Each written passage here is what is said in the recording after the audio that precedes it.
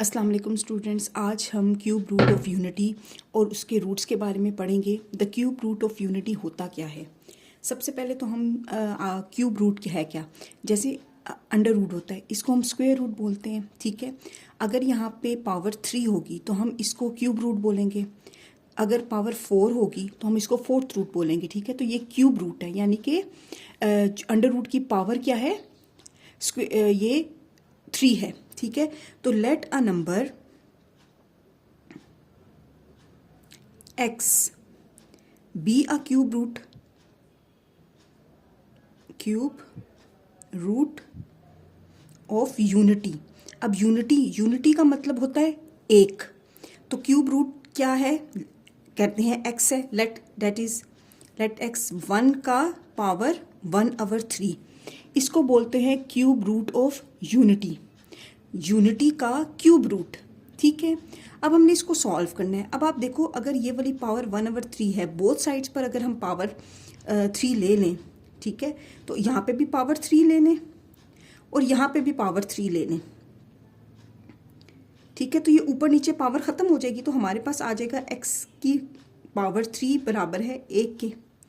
ठीक है, अब हम यहाँ करेंगे कि यहाँ पे प्लस हो रहा है ना 1, तो हम इसको इस साइड पे लेके चले जाएंगे तो ये माइनस हो जाएगा, या हम दोनों साइड्स पे -1 कर देते हैं। ठीक है, ये कैंसिल हो गया, तो x क्यूब -1 = 0। अब ये हमारे पास एक इक्वेशन बन गई है, इसको हमने फैक्टराइज करना है ताकि हम रूट्स निकाल सकें। ठीक है, अच्छा यहाँ पे ये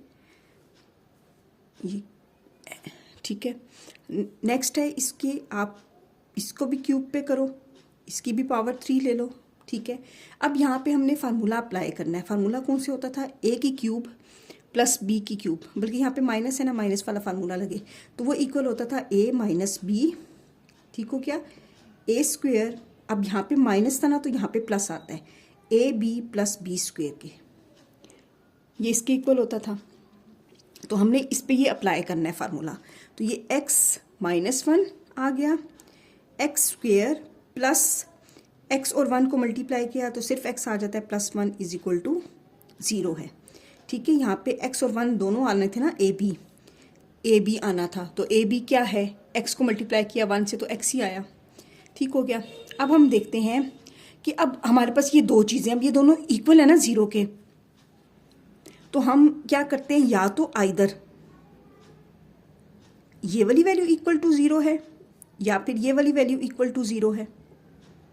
0 तो तभी आता ना क्योंकि प्रोडक्ट है, तो इन दोनों में से कोई एक तो 0 होगी, तो ये वाली वैल्यू 0 हो रही है, तो हम इसको लिखते हैं आइदर ये वाली 0 है या फिर ये वाली वैल्यू 0 है।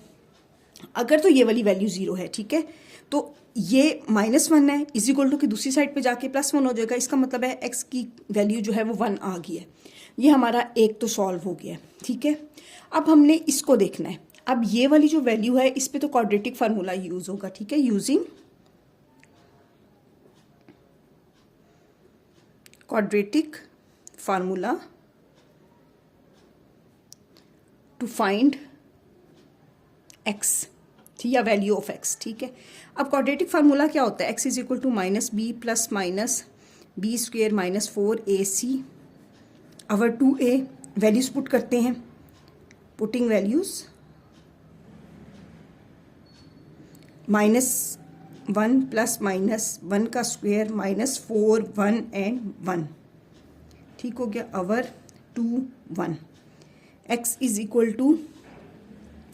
ये वाला -1 आ गया, प्लस माइनस, यानी कि अगली वैल्यूज़ एक दफ़ा, सॉरी, इसका मतलब यह है कि ये अगली वैल्यूज़ एक दफ़ा प्लस में आएंगी, एक दफ़ा माइनस में आएंगी, तो ये 1 - 4/2। अब ये -3 अंदर आ जाएगा, -1 + -3/2। अब आप देखो, अब आपका एक दफ़ा ये आंसर प्लस में है, एक दफ़ा माइनस में है, ये आंसर आपका आ चुका है। लेकिन अगर आप, हमें मालूम है, वी नो कि जो -1 अगर स्क्वायर रूट के अंदर हो ना तो वो = आयोटा होता है। ठीक है, तो हमने यहाँ से इसको बाहर निकाल दिया, आयोटा के इक्वल कर दिया। ठीक है, ये -1 जो इसके साथ है ना, ठीक है, किसी भी वैल्यू के साथ माइनस हो तो इसका मतलब ये -1 ही है ना, ये बाहर निकल आया, ये सिर्फ 3 रह गया क्यों माइनस का साइन हमने स्क्वायर रूट के अंदर से ख़त्म कर दिया, डिवाइडेड बाय 2 ये आ गया। ठीक है, अब ये हमारे पास रूट है, एक दफ़ा प्लस में एक दफ़ा माइनस में, तो अब हम लिखते हैं हेंस 3 रूट्स